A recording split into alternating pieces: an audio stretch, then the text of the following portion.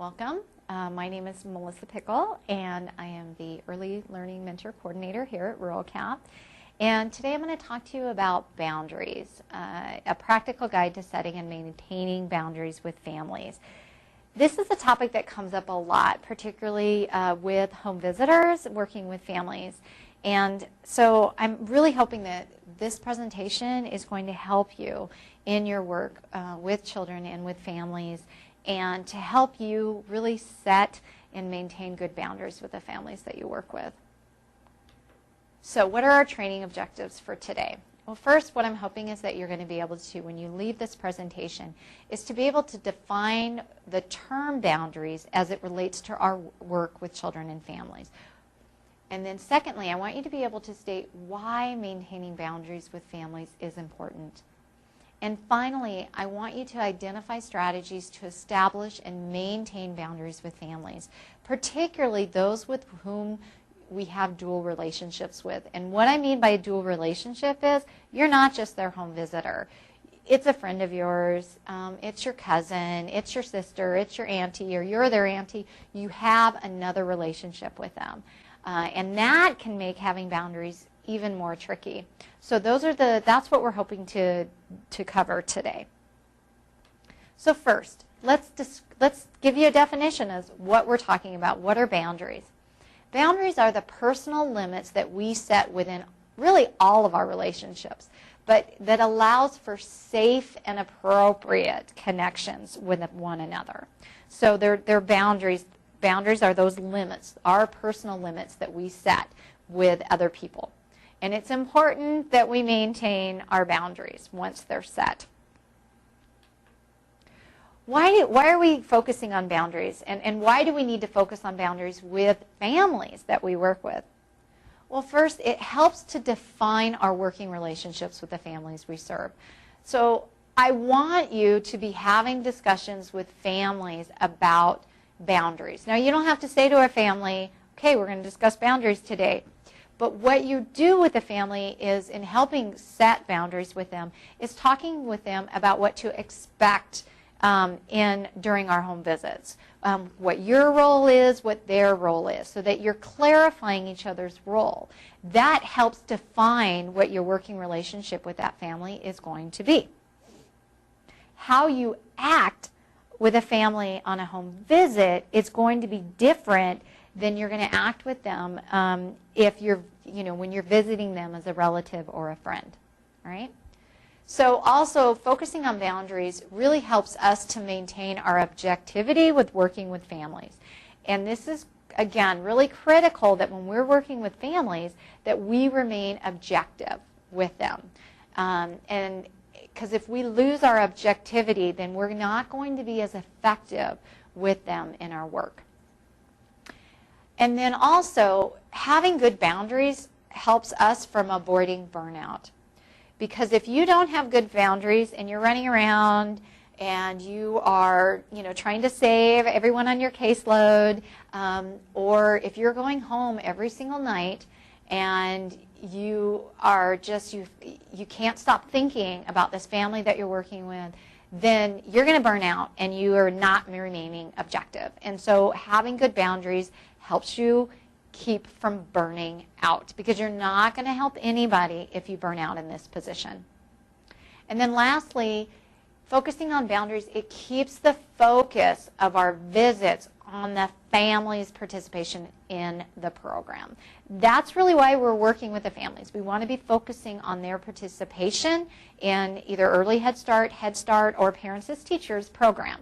And so having good boundaries keeps the focus of our visits on what they're supposed to be doing in the program, on the child, on working on their own goals. And I also want to add that this is something that we work on a daily basis. It's not like we establish boundaries one time and we've got it, we know what we're doing. This is an ongoing thing. You're going to be working on boundaries every single day. Every time you go and you work with families, you need to be focusing on your boundaries that you've set with the family. All right, so I want to give you a visual of good boundaries and what boundaries can look like on a continuum. on this slide, you'll see the zone of helpfulness. This is where we want to be. We want to be in the middle. If you're under-involved with a family, you're not listening to them, you're kind of distant, you're kind of cold, you're kind of detached. I don't really care if they're working on their goals or not. I don't even care what their goals are. If you're there, you're under-involved. That's not going to help the family. They're not going to relate to you. They're not going to build a relationship with you. You are under-involved. You are not in the zone of helpfulness. But on the other side of that, you can be over-involved. You can be enmeshed. That can be intrusive. You're dependent on the family, and they're dependent on you. When you're over-involved, and you're like, they got to meet this goal. They've got to get this done, and I'm going to do whatever it takes to make sure that they get it, even if it means I'm calling and making the appointments, and I'm going to drive them to this appointment, or blah, blah. When you're over-involved, you're not helpful either, because what's going to happen when you're gone is that they're not going to be able to do it either, and they're going to think they can't do it without you. So you need to be in this zone of helpfulness. You're not under-involved, you're not over-involved. You're right in the middle, okay?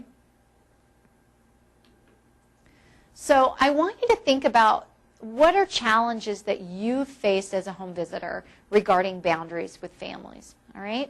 And so I really want you to think about, we've all as home visitors have had challenges with families, with boundaries. I myself have had challenges. I am someone who I really want to be liked, and that's an issue for me. I want people to like me, and I want to rescue people. I'm a rescuer. Those are my challenges, because when I see a family in a situation that's not a good situation, I want to save them. All right, and so I may rush in and be like, oh, we can do this and we can do that, and I can help you with this and I can help you with that. If I'm being over helpful, then I'm not giving that family an opportunity to find their own solutions. I need to support them in coming up with their own solutions, and I can help them in the sense that I can help. I can bring them an application for for a certain program or a certain resource, and that they can, I can help answer questions as they are filling it out, but I'm not going to fill it out for them. They need to be able to do it themselves. And so that was a challenge that I experienced, was that I was being overly helpful with families, and I wanted to rescue them. And I also didn't want to say no to families. And so that was a big challenge for me. You as a home visitor may have different challenges. So I want you to think about what your challenges are in regarding your own boundaries with families. Kind of where have you struggled with? Where have you needed some help and some guidance? And talk about that with a coworker. Talk about that with your supervisor. Talk about that with another home visitor, or with your family services coordinator or your education coordinator. Talk about it with another person. They can help you talk about and come up with ways that you can work on setting those good boundaries with families. Some challenges to boundaries, some general ones that you may have experienced with are things like dual relationships with the family. You're not just their home visitor. Maybe you're visiting, your sister or your cousin. That can be a big challenge because they may see when you come over, they're not just seeing you as their home visitor, they're seeing you as the family member. And it can be really easy to slide into visiting them as their family member and not visiting them as a home visitor. So when you come up against that, be very clear up front when you start visiting a family member or a friend that, you know what, when I'm here for work, this is work. And, I can't gossip with you, about our other cousin, or, I can't do this, I can't, I'm wearing my home visitor hat, and so these are the things we're going to focus on while I'm at work. If we want to go out to lunch, or if we want to get together for dinner later in the week and talk about other stuff, as your friend or as your relative, we can do that then, but not during the home visits. Also, a challenge is that home visiting is it's intimate anyway. You're going into someone's home. And so there does become that very familiar feel very quickly because you're in their home, and that's a very intimate setting. And so that can be a challenge. Sometimes they won't always see you as the home visitor. They'll see you as their friend, and that's okay to a point. But again, we need to set that boundary with them. The family's perception of the purpose of the home visits and the role of the home visitor. You need to be very, very clear from the moment you meet a family and you are helping them fill out the application for our program. Before they even enroll in the program, being very clear of what the purpose of the home visit is. And that is to support the parent working with their child. It is not about you as the home visitor working with their child. The purpose of the home visit is it's to support the parent working with their child. And so you need to be very upfront with that about what the purpose of the home visit is and the role of the home visitor and what's expected of the parent. And that will help set the boundary from the very beginning. It's a lot easier to set a boundary from day one than it is to go back and fix it 3, 4, 6 months later down the road. Finally, the last challenge on this particular one, certainly not the last challenge anyone's ever going to feel, but home visitors desire to be liked by a family or to rescue them. And this was my biggest challenge, as I already shared with you, as a home visitor, was not wanting to say no.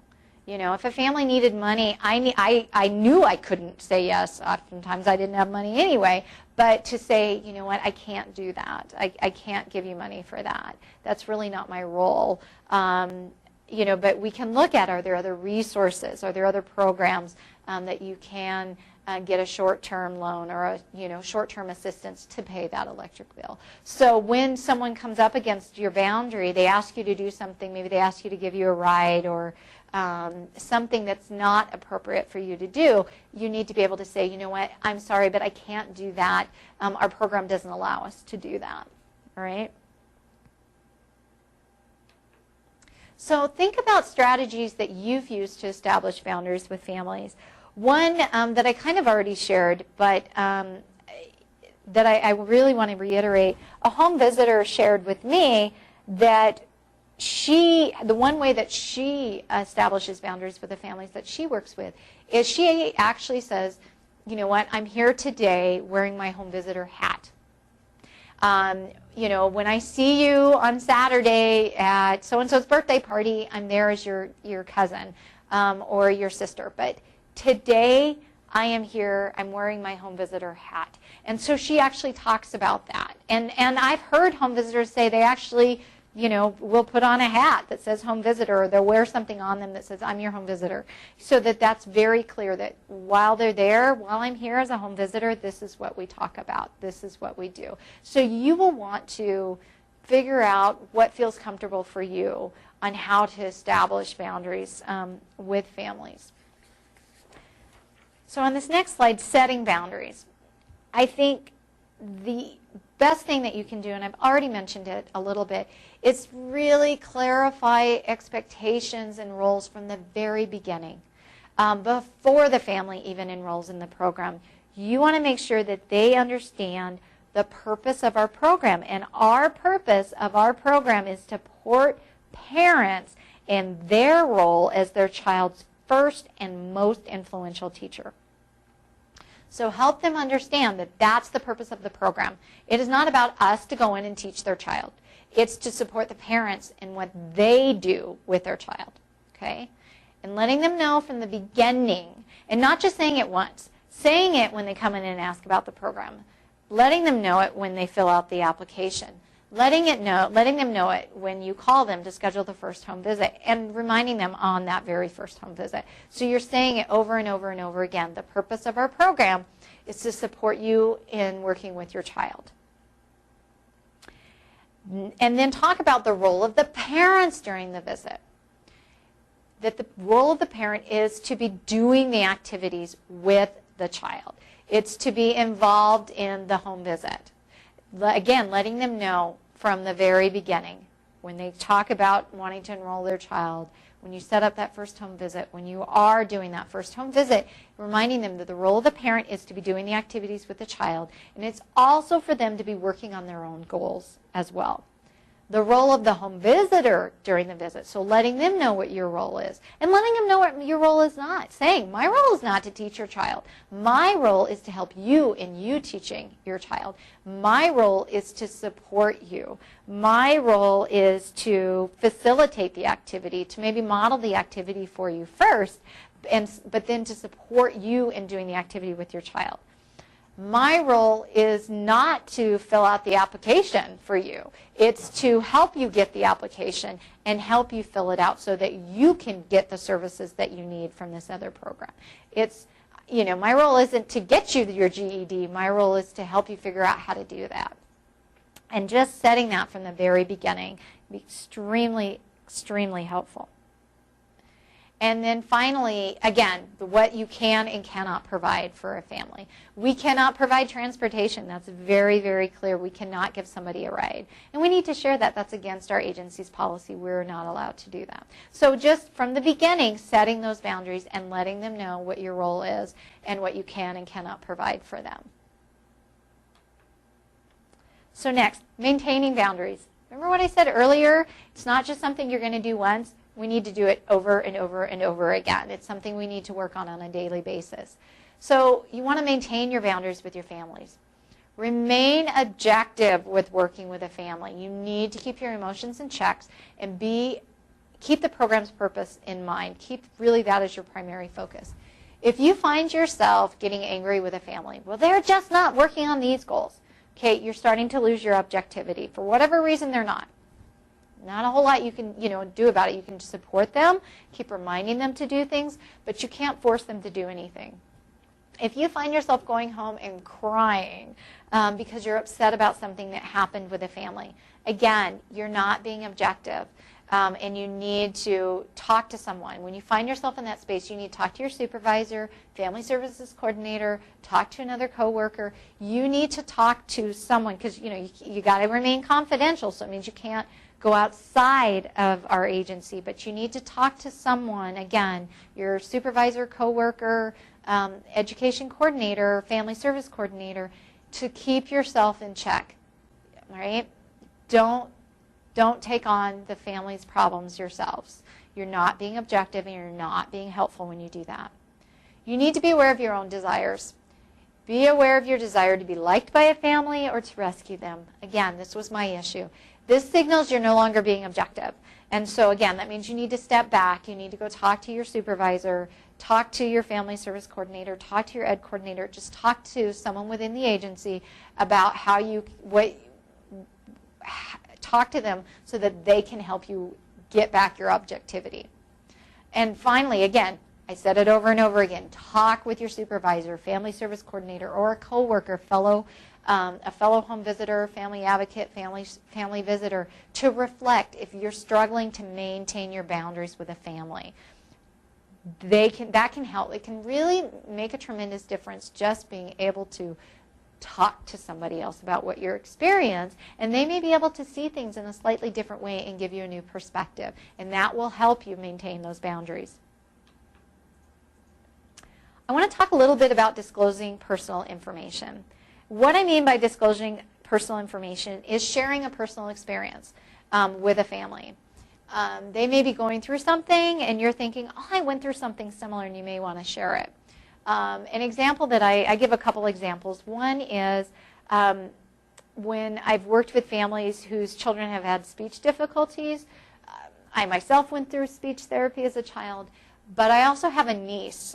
She's in her 20s now, but when she was 3 years old, she was having difficulties with articulation, with speech.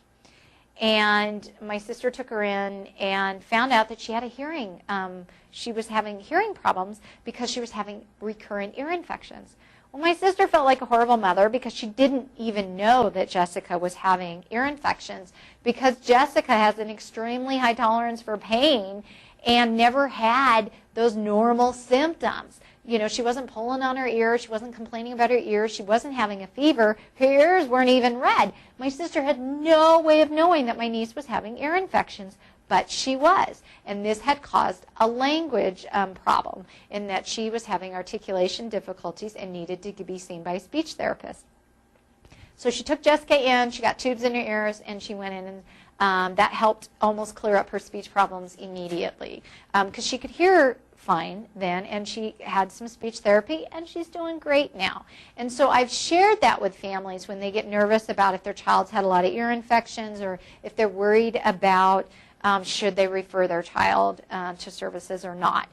And that helps. What that has done is help build reciprocity with them. So they know that I've gone through, something similar that they've gone through. It can help build trust with the family. They trust that I know what I'm talking about because I went through something similar. It can also help parents not feel like they're alone. And it may help parents process their own feelings about their child or their situation. Another thing that I've shared, and I've shared this very rarely because it's something very personal, it hasn't come up very often, but I was working with a parent who was far along in her pregnancy, and she had a miscarriage, and she was absolutely devastated. And I shared a similar experience that I had. And I just kind of shared with her, my feelings and kind of how I went through. And I really wanted her to not feel alone. And I think it did help her a lot to know. And someone had shared with me when I had gone through when I had gone through my situation, they had shared with me, and it had made me feel like I wasn't alone and that I could make it through and somebody else understood. And so in that situation, disclosing that personal information was very helpful.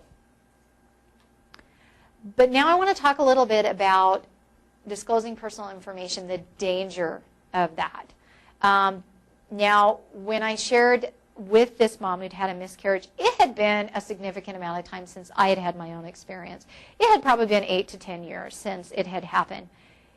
Had I been in my first year and had shared that with her, I probably would have burst out in tears. I would have been a complete and total mess. It would not have been appropriate for me to share with her that at that time because I hadn't processed everything yet, and I couldn't talk about it yet without crying. When I shared with her my own experience of losing my child, it had been enough time that I could do it in a way where it doesn't hurt as much anymore. And so it was more of a therapeutic for her, that she could see that at some point in the future she could be okay. But I would have never shared that in the first year or two because I couldn't talk about it without crying. And there would have been a role reversal there. She would have felt responsible for helping me at that point. And we never want that to happen if we are disclosing something personal. It could make the parent feel uncomfortable. I would not share that with just any parent because it could make them feel very uncomfortable. It could confuse the parent about boundaries. I had been visiting with that family for a significant amount of time. I would not have shared that with them in my first month of working with them. I'd been working with them for about 6 or 7 months. So we had a good, strong relationship. And also, remember that the danger is that the focus is supposed to be on the family and the child. It's not supposed to be on us. So we need to remember, if you are going to share personal information, that what is your purpose? Is it to help the family, or if it's to help you? If it's to help you, then it should not be shared. So before you disclose personal information with a family, ask yourself, who is the disclosure going to help? Is it going to help you, or is it going to help the family? Because if it's only going to help you, then you should not be sharing it. But if it's something that could help the family, then it could be appropriate.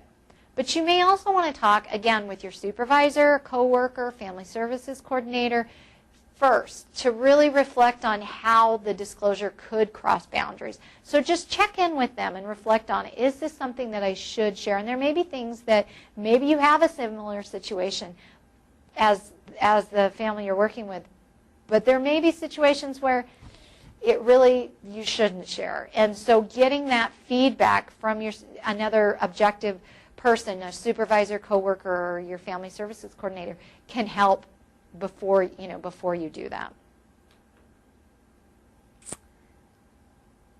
So I just want to review this before we go, a kind of a final quote. I want you to always remember your role, and you keep this in mind, that your job as a home visitor is to support the family and to share with the family what you know, but it is not to fix the family.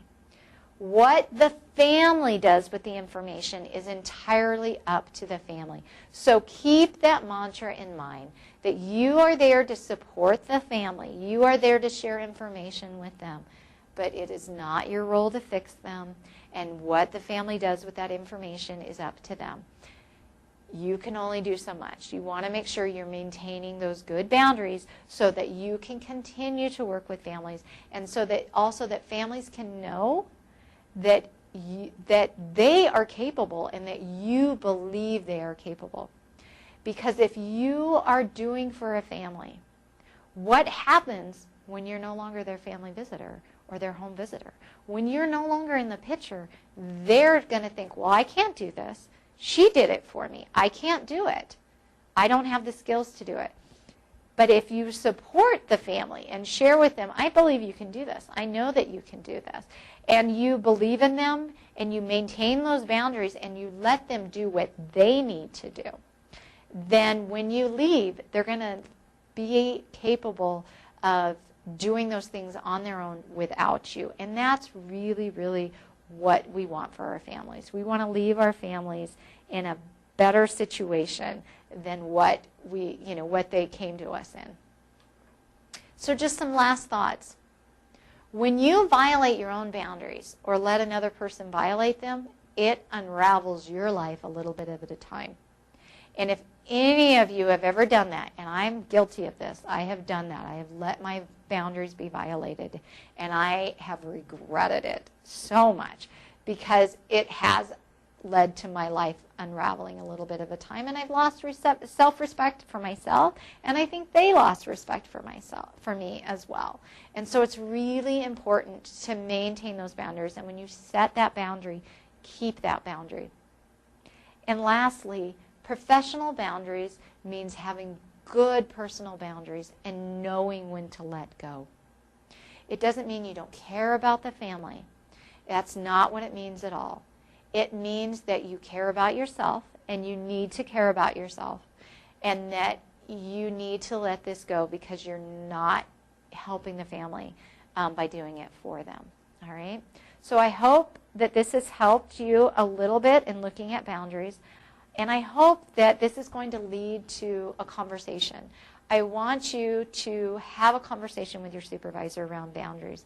I want you to have a conversation with your family services coordinator around boundaries so that you can be sure that you're setting good boundaries with the families that you work with, and that you stay healthy, and that you stay effective in your role as a home visitor.